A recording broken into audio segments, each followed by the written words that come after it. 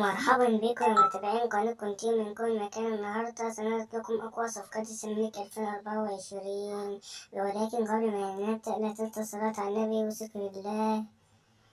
ويلا بينا.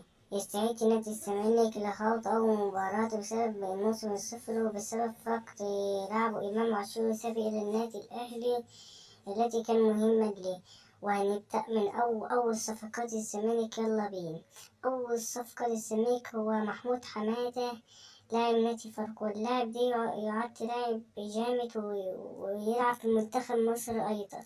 وبعد نهاية الصفقة سيحدد الزمالك معه قبل بداية الموسم الجديد وقبل مباراة ضد أرسنال سرعان. الصفقة التانية وهي يمكن باحتمال كبير تحصل هي صفقة أشرف بن شرقي. وأشرف بن شرقي يعد لاعب مهم وكان بيلعب في المنتخب المغربي التي تم استبعاده لأسباب تكتيكية. وأشرف بن شرقي يعد أفضل جناح يمين في الدوري المصري وكان أفضل جناح يمين في الدوري المصري. واللي بعده رمضان صبحي بعد رمضان صبحي لاعب نادي بيراميدز وذهب إلى الزمالك بسبب رفضه للأهلي وانتقامه للأهلي لأنه الأهلي رفض انتقاله له. وهيكون أقوى صفقة هذا لاعب جيد. والصفقة بعدين لاعب نادي الترجي محمد بن رمضان لاعب جميل وكان حارس جون في الزمالك في دوري أبطال أفريقيا. واللاعب ده هو لاعب الترجي رائع. وبعديه الصفقة لياس شيراز. ولياس شيراز لاعب مصري ولاعب بسم الله ما شاء الله عليه.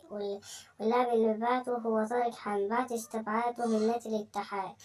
أصل طارق حامد ذهب إلى الزمالك فهو لاعب الزمالك السابق وهو تم طرده من الاتحاد بسبب مشي كريم بنزيما له ويوفروا فلوس لكريم بنزيما. والصفقة اللي بعديها صفقة فرشان الساسي بسبب رغبة عودته للزمالك.